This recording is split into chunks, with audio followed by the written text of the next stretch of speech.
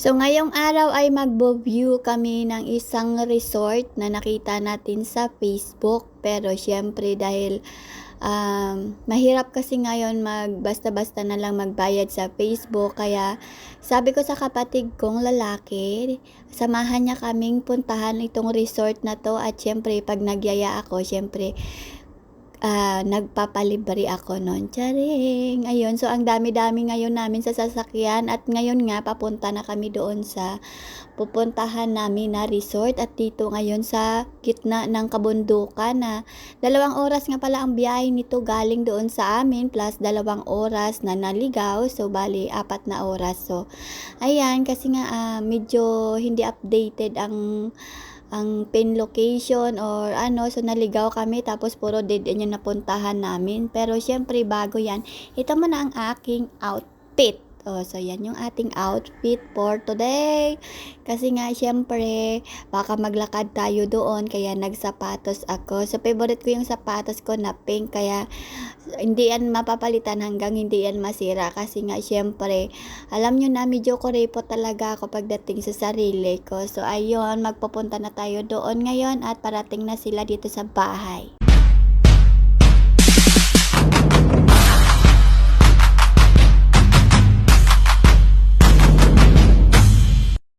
So, ang lugar na pupuntahan namin ay part ng Halahala, Rizal. So, sa Rizal pa rin naman tayo nakatira, pero itong Halahala ay 2 oras ang biyahe galing doon sa Taytay, Rizal. So, syempre, madami kaming nainom na mga tubig sa daan at syempre ihing-ihi na rin. Kaya ayun, nag-stop over muna kami dito sa Shell at syempre dahil sa hindi ko na mapigilan ang pag-ihi ko ay pumasok talaga ako sa toilet ng mga panglalaki. Bahala sila dyan kaysa magkaroon ako ng sakit sa bato. At yun, syempre, naglakad-lakad din dito si Kano dahil syempre medyo masakit na yung kanyang tuhod.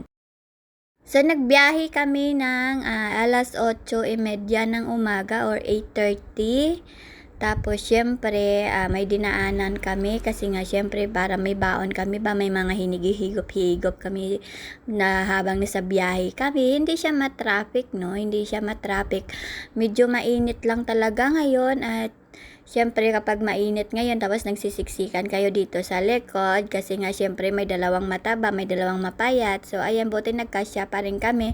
Pero ewan ko lang mamaya pag kumain kami mamaya, sigurado magsisikipan kami dito kasi nga syempre busog na. So ayan, papunta na kami neto doon sa papuntahan namin na resort. Pupunta nga pala kami sa Foresta Verde. Foresta Verde yon. So, ito yon ang resort na nakita natin sa Facebook. At syempre, nag-ocular visit kami dito kasi nga, ang petsa na gusto namin kunin ay fully booked na. So, wala kaming ibang choice dahil gusto namin na resort na to, kaya kami na yung nag-adjust. So, syempre, pag gusto nyong isang bagay tapos medyo fully booked na, mag-adjust na lang kayo ng konti, 'di ba? So ayan, ang ganda dito kasi nga fully equipped ang kitchen nila, tsaka may kwarto, 2 kwarto, pwede kayo dito mag-barbecue, tapos flat lang siya. So kung may mga bata kayo na dadalhin dito ay hindi sila kumbaga is safe naman sila. So ito yung bilyato nila, no? So maganda rin dito, kaso nga lang ito ay 15 to 20 packs. So ito ay 15K. So ayan. So mayroon pa ditong isang bilya na tawag nila Villa 1. So pumunta rin kami doon. So sobrang dami ng room dito at syempre maganda ito kapag madamihan kayo kasi nga 'di ba 20 packs. So ayan, pinayagan kami ng caretaker na ma-view itong 2 villa. So magkatabi lang ito at syempre ang ganda dito ng place na to kasi nga napalibutan siya ng bundok at malayo siya talaga sa ang hirap talaga niyang hanapin kung kumbaga medyo maligaw-ligaw kayo, tsaka medyo makitid yung daan, tsaka syempre siguro bago lang to dito, hindi ko alam kung ano, basta maganda siya.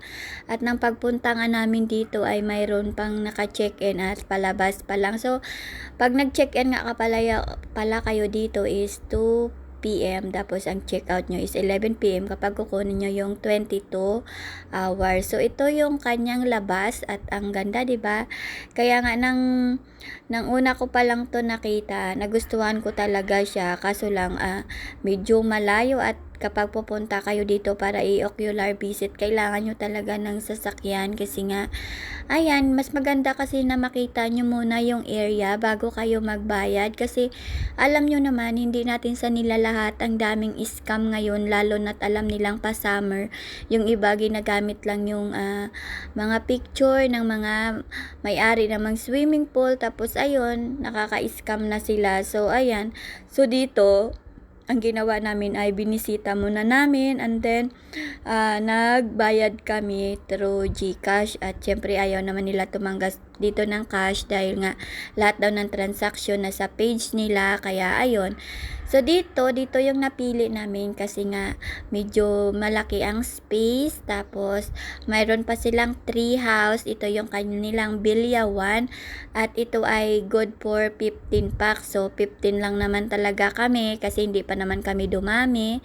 So ayan, na-decide namin talaga na dito na lang. So mabuti na lang talaga at mayroon ding GCash ng araw na to si Kim kasi nga walang laman yung GCash namin kasing alam ang dala lang na pambayad ay cash, hindi pala daw pwede dito ang cash. So ayun, buti na lang may GCash. So ayan, nakapagpa-reserve na kami neto at syempre ang pamangkin ko nga ay gusto na daw niya dito magstay at ayan, kung alam nyo, feel na naman ni Kano umupo-upo dyan. Akala mo naman talagang ready na siya mag-swimming. So ayan, nakita na namin ng personal itong tawag na itong resort na pupuntahan natin sa susunod na araw at syempre preparing to para sa 50 birthday ng stepfather namin. Kaso lang tumama yung petsa nito sa birthday ng nanay namin. Kaya ayun, doon na lang natin nilalagay sa birthday ng nanay natin. Dahil nagtitipid tayo, syempre, kailangan natin ng isang gastusan lang ba? Hindi yung birthday mo, magluto ka ng ganito, sa birthday ni ganito, magluto ka rin ng ganito. So, iba na kasi yung panahon ngayon. So, kung magkakalapit lang naman yung mga birthday nyo, ay pag-isahin nyo na lang. At ang ganda talaga dito ng view. Ayan, no? Kung napagod na kayo doon sa loob, ay pwede naman kayo lumabas at magpicture-picture. So, galing doon sa Foresta Verde, pumunta kami dito sa Balanga Seafood House. So, dito kami kumain dahil hindi na kami umabot sa Max at ang ganda din dito ng pagkain nila. At syempre, first time ko rin ditong pumunta, first time din ni Kano. Hindi naman talaga kami nakakagala ng malayuan kapag hindi kami dinaanan ng kapatid kong lalaki. Kasi nga, syempre, alam nyo na mahirap kasi magbiyahe ngayon, lalo na si Kano mainipin talaga yan siya, hindi siya pwedeng matagalan, saka masakit na yung paa niya kapag matagal siyang makaupo, kailangan niyang iunat-unat. So, dito nag-order kami dito, may mga ron silang set 1, set 2, mga ganyan, set A, set B, mga ganon. So, yung set A nila dito is 2,600 pero good na siya for 5 to 7 packs. So, tamang-tama yun kasi 7 lang naman kami. Ay, hindi 6 pala. So, ayan, may extra lang. At syempre dito ay pwede mong i-take out yung mga natira mong pagkain. Syempre, Pinay tayo, Pilipina tayo, kaya kailangan i-take out natin yung mga pagkain na matitira kasi sayang, 'di ba? Syempre, hindi naman namin naubos dahil sobrang laki. Tapos, syempre, ang mahal lang talaga ng tubig nila dito, 300 o 30 pesos ang isa. Grabe, yung tag 15 ba yun sa labas o basta yung ganun. So, ayan, inuhaw na dito si Kano at imbis tubig yung inumin niya, beer talaga yung inuna niyang inom. At magkano yung beer nila na yan? 88 pesos. Sobrang mahal talaga dito, oy. Kaya minsan nakakatakot lumabas kasi sobrang mahal. So, ayan. So, ngayong araw nagastusan na naman sila sa amin kasi nga syempre pag magkakasama talaga kami, kadalasan sila yung taya nito. So, ayan. Syempre pag sila yung taya, sila yung kawawa, 'di ba? O, ayan, basta nag-enjoy kami. So, after neto, pupunta kami sa isa pang lugar na pinuntahan daw nila. Sabi nga ng nanay ko, libre daw ba yung bayong na yan? Sabi naman ng sister-in-law ko, binibili siguro. Sabi ko, baka mamaya bibigyan tayo niya kasi nag-order tayo. Hindi naman. Kasi nga, ang dami ditong mga bayong. Ayan, sa likod nila, ang daming bayong. At saka, syempre, alam nyo na, dito kunwari nag-reserve na sila ng tubig, tapos siyempre ako ayaw ko naman painumin si Kano ng tubig kasi iniisip ko baka mamaya biglang sumama yung tiyan niya sa biyahe, mahirap na. Kaya sabi namin wag tayong mag-inom ng tubig kapag hindi tayo komportable ba. Malinis naman siya, malinis din yung area, pero siyempre may kasama kasi kaming medyo bata pa, kaya ayun. So ito nga pala yung in-order namin, ito yung kanilang Seat A na kompleto na siya, may bulalo, may isda, may inasal na chicken, tapos ayan may isang pitchel na nesty, isang pitchel na iced tea, tsaka may mga salad rin sila dito, at tsaka ayan, basta ang dami, may chop suey sila na mayroong lechon kawali sa taas, tapos ayan may 3 plato, 2 platong kanin. So hindi namin yan lahat naubos kasi nga naunahan na ba ng malamig na tubig yung tiyan namin. Tapos syempre sa unang tingin mo pa lang syempre matatakam ka talaga, pero pag kinain mo na, lalo na yung bulalo, wala, busog ka na kaagad kasi sobrang sarap dan talaga ng kanilang mga menu dito, at hindi ka naman magsisisi kapag nagbayad ka ng 2,600.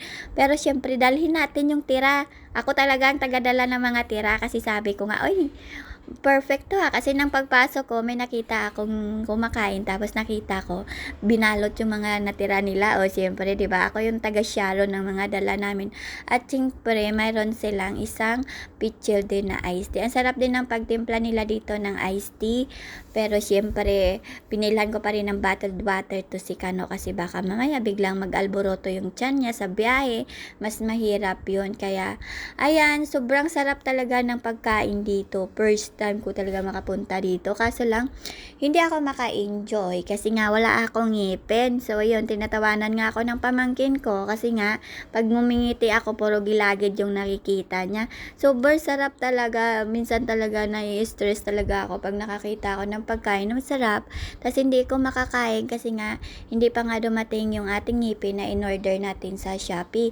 So, pag galing natin dito, pupunta tayo doon sa isa pang pasyalan, at syempre dahil tumama ito sa Palm Sunday, dadaan kami mamaya sa Antipolo Church dahil ang mga palaspas nandoon sa likod ng sasakyan, at baka mamaya siyempre baka magsabi si Lord sa atin na nangako-ngako tapos hindi tayo dumaan. So dadaan kami doon sa Antipolo after na namin ng paggala dito sa isa pang galaan. So abangan nyo pa rin siyempre dahil mayroon pa itong kadugtong kasi dito pwedeng i-post lahat So ayun, ang kadugtong nito ay gagawan pa natin ulit. Tadadang!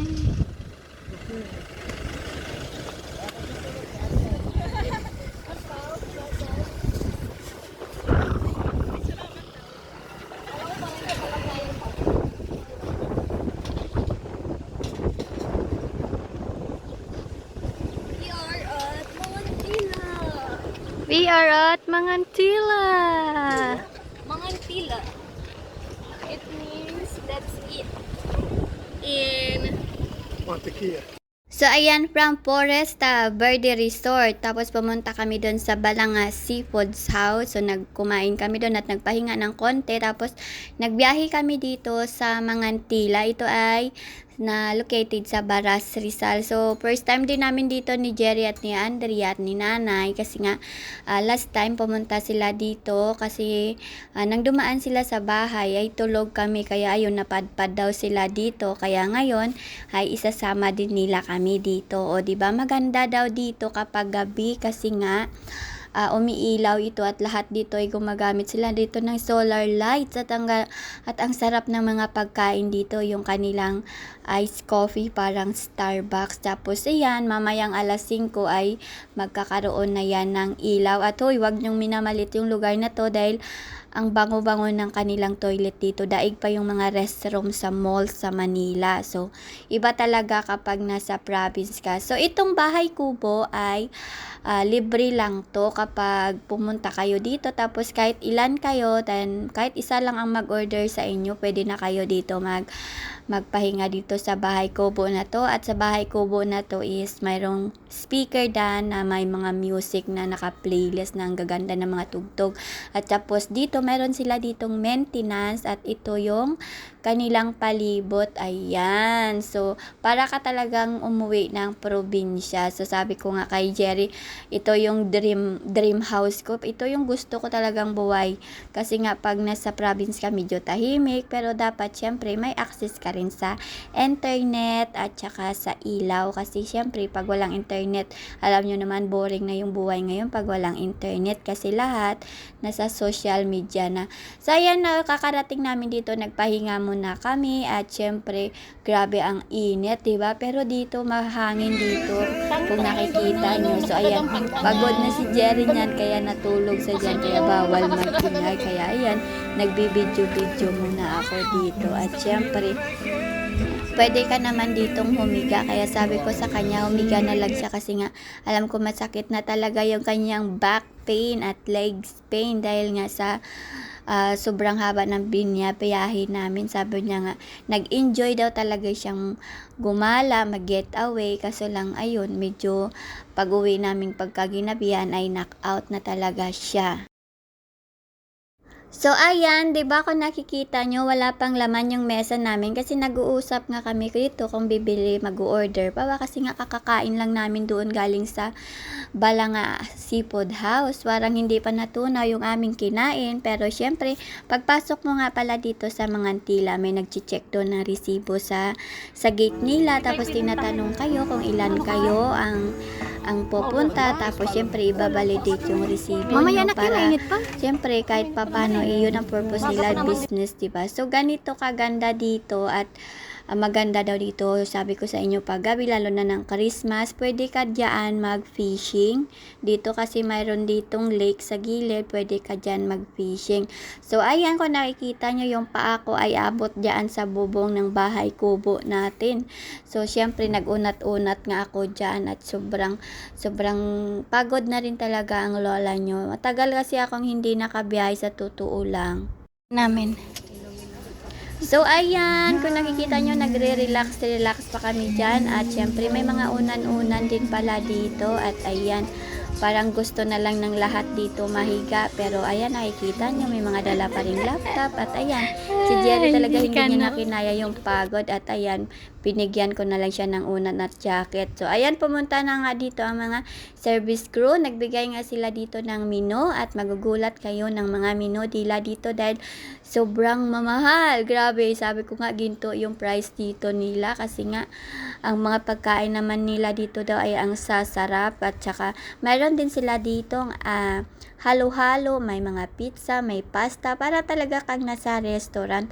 Imaginein mo, 'di ba, paano nila na-run yung business sa gitna ng kabundukan na siyempre kailangan sasadyain pa ng tao para lang pumunta dito. Ayan yung mga menu nila, kung nakikita nyo, may tag 2,000 nga dito. Ala, sabi ko sobrang mahal talaga.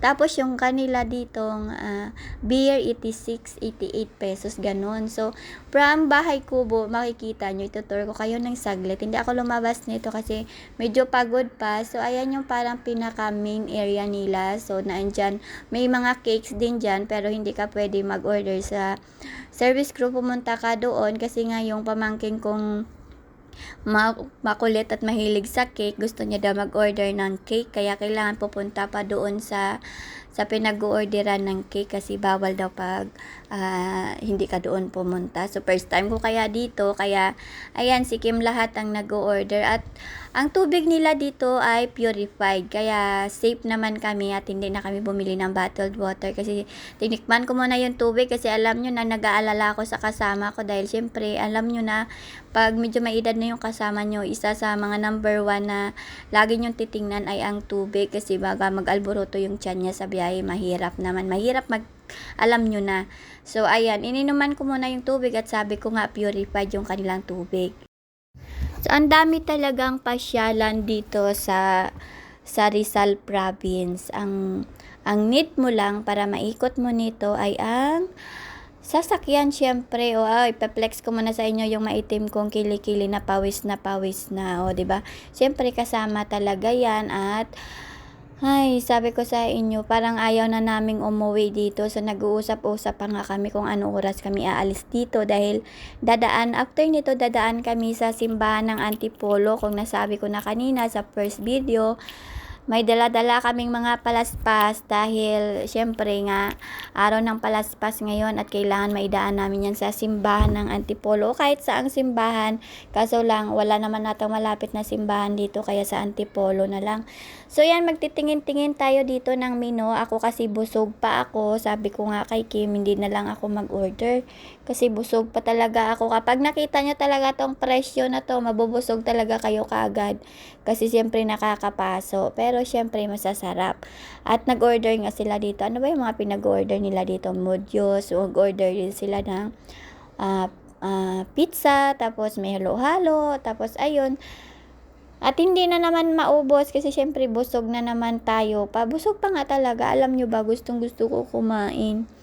Kaso lang, alam nyo na kung bakit. Kaya syempre ako ini-enjoy ko lang yung pag-tour-tour namin. To yung kanilang caramel para parapin. Ano ba tawag dito? Nakalimutan ko. Nakita nyo, parang Starbucks, di ba? Parang Starbucks. At syempre, nang makita nga to ni Jerry ay, alam ko na yung mahilig kasi siya sa mga ganito na parang Starbucks. Kaya, sabi niya nga sa kanya daw ba yan? Sabi ko, oo, sa kanya to, sa'yo yan. Sabi ko sa kanya. Apo, tapos nag-order dito si Kim ng pizza Hawaiian. So, ayan, maganda talaga dito. Super ganda. At sabi ko nga sa inyo, ayan pala yung aking pamangkin na sabi niya nga sa akin, wala akong ipin, nawawala daw yung aking ipin. So, sinusubukan niyang ibalik yung aking ipin sa pamagitan ng kanyang magic words na abracadabra, pero hindi niya talaga nabalik yung aking ngipin. So, natatawa talaga ako sa kanya, pero syempre, siguro na-miss lang talaga siya kasi nga, bakit nga ba naman wala akong ngipin? Diba lahat sila kasi mayroong ngipin. At sabi ko nga sa kanya, wala din siyang ipin. Sabi niya, meron pa naman daw siyang ipin. Ako talaga walang ngipin. So, ayan, nag-order na sila, nagdatingan na yung kanilang mga order. At pwede rin pala kayo ditong mag-charge kapag nalubat kayo, kung may dala kayong charger, kasi mayroon din silang outlet bawat kubo, o diba, social, lamakin mo yon, nakatira ka sa kubo pero may internet ka, tapos mayroon kang kuryente. Pero dapat ganito lang talaga sa probinsya namin, kaso lang hindi pa talaga kami doon makauwi. Sabi ko nga, kung mayroon lang talagang ganito sa probinsya namin, umuwi na talaga ako. Kasi nga, gusto ko naman talaga sa probinsya titira. Kaso lang, malayo pa kasi lahat doon. Tsaka, madami pang dapat isaalang-alang. Kaya, ayun. So, ganito nga pala kalaki ang kanilang ice cream. Yung halo-halo nila dito, magkano ba to? 179 yung isang ganito. Mayroon din silang isang buong halo-halo na kayo na lang maghalo. 1,000 plus ba yun? Siguro sabi ko, ano yun? Ilalagay nyo sa buong palanggana. Sabi nila, kasi nga good for 10 person daw yun. So, sobrang laki talaga ng halo-halo nila. So, at saka may ice cream pa. Ay, ang sarap talaga. So, ayan. Busog pa talaga ako neto at syempre sabi nga ni nanay, maghati na lang kami dito sa halo-halo kasi sobrang laki. At si Andrea mayroon naman, si Kano meron naman, pero alam nyo na si Kano ubos agad yung sa kanya kasi siyempre sa sobrang yummy ba naman ng mga dessert dito at mga inumin, talagang tingnan nyo, ubos na ubos ka agad yan. At huwag kayong mag-alala kapag nabusog kayo dito dahil mayroon sila ditong toilet, tamakin mo yan. So ayan, nag-stretching na naman dyan si Kano dahil sabi niya nga ang sakit daw ng tuhod niya sa biyahe. Kaya sabi niya, mag-iikot-ikot daw muna siya dito sa paligid.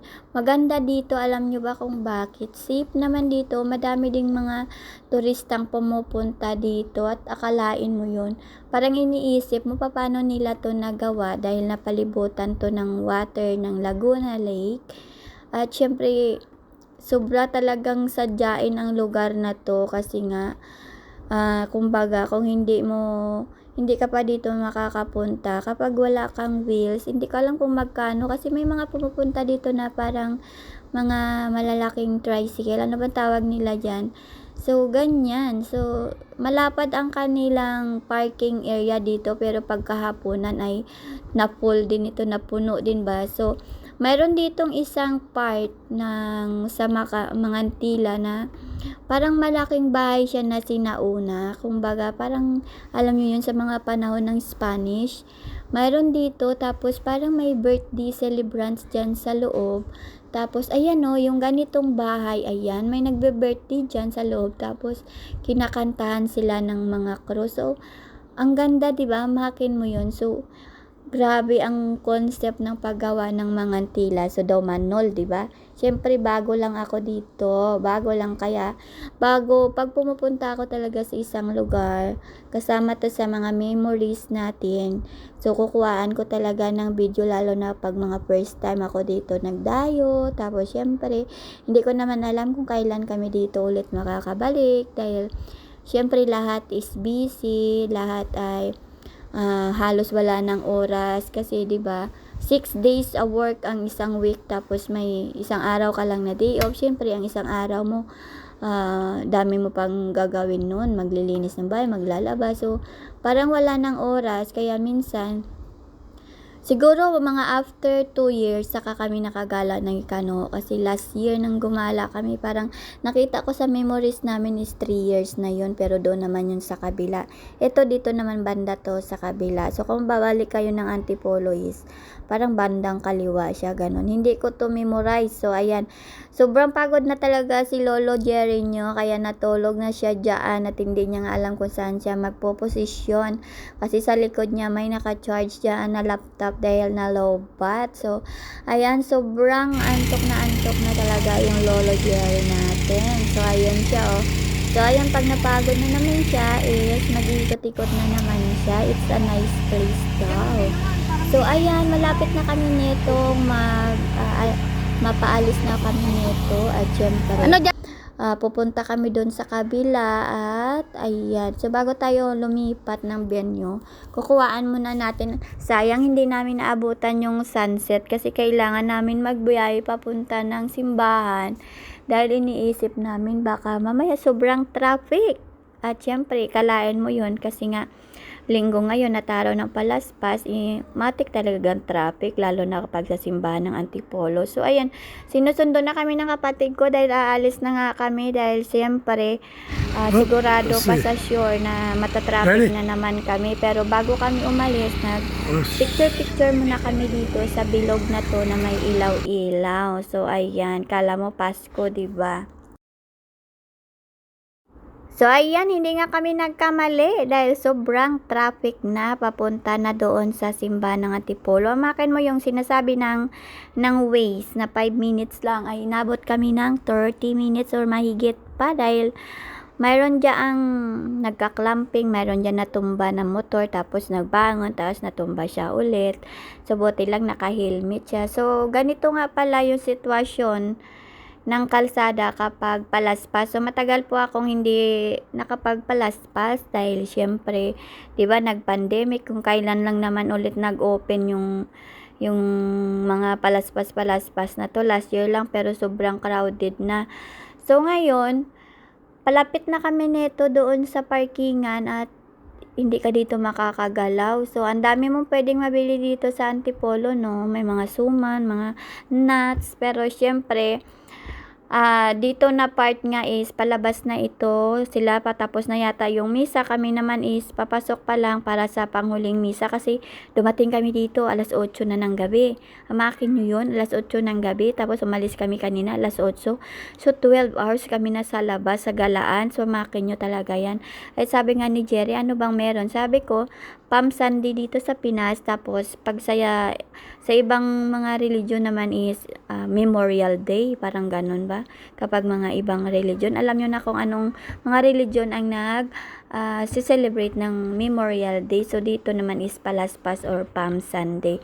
So ngayon naghahanap na nito ng parkingan yung kapatid ko dahil sinarado dito, biglang sinara itong daanan dito. At syempre, hindi ko alam kung saan ko dadalhin to si Kano kasi sobrang sikip, baka bigla siyang mahilo. So, mayroon nga pala ditong Starbucks, mayroon din pala dito mga Jollibee. So, pumunta kami sa Starbucks at sila naman ay nagparking at sabi ko nga daanan na lang nila kami kapag tapos na sila kasi papahingahin ko nga muna dito si Kano. At ayan, bago nga kami naka-order ay inabot kami dito ng siyam-siyam at syempre patapos na rin naman kami kami nito, tapos maya-maya dumating na yung kapatid ko. So, tinake out na lang ni Jerry yung kanyang in-order sa Starbucks kasi nga para makauwi na kami dahil pagod na rin siya. At pagdating sa bahay namin is knock-out kaagad. So, syempre. So, ayan, pagaling doon, di ba? Ayan, mayroon pa tayong kaunting lalakarin dito. So, ayan. Gusto niya makuha ako dito ng video na 360 kasi lang medyo alangan ako kasi sobrang daming tao at alam mo na baka mahablot ang cellphone natin dito kaya nagkuha lang ako ng sobrang konti lang para naman kahit papano ay makumpleto natin ang ating gala-gala for today's video. So, ayan, papunta na nga pala kami nito sa terminal ng sasakyan. Di ko alam kung saan sila, basta nag-parking. Sa parking area pala, hindi pala terminal. Sige pa, ayan, voice over pa more. So, ayan, pumunta nga pala kami doon kasi nga sobrang layo pala ng pinarkingan at kita nyo, sobrang crowded kaya mag-ingat din talaga tayo kapag sobrang daming tao at alam nyo na may mga bago na naman ngayong lumalabas na mga ubo-ubo na napakadelikado. So, ayan. So, syempre, enjoy na naman kami kahit sobrang pagod kami at salamat sa kapatid ko at sa sister-in-law ko na isanama kami sa gala-galaan at syempre, natapos namin yung aming mission for today. Yung mission talaga namin ay ang makita yung resort na yon kay para, kumbaga, makapag-ipon pa tayo ng mga gagamitin natin at panghanda-handa natin pagdating ng time, hindi ubol ba. So, kahit 1 month pa, 2 months pa, kailangan, dahil summer ngayon, matik na yan na fully book na yung mga resort. Tsaka, mahirap na ngayon magbiyahe sa napakalayong lugar dahil syempre, alam nyo kung bakit. Pag uwi nyo, sobrang pagod na kayo at hindi nyo rin mai-enjoy. So, ayan, maraming salamat po sa mga nagsasubscribe, charing, nagpa-follow, nagsishare, nagko-comment sa ating video. I-support nyo po kami dito para maging milyonaryo na tayo, no? Para magkaroon din kayo ng update kapag nag-upload kami ng video. Thank you so much. Bye!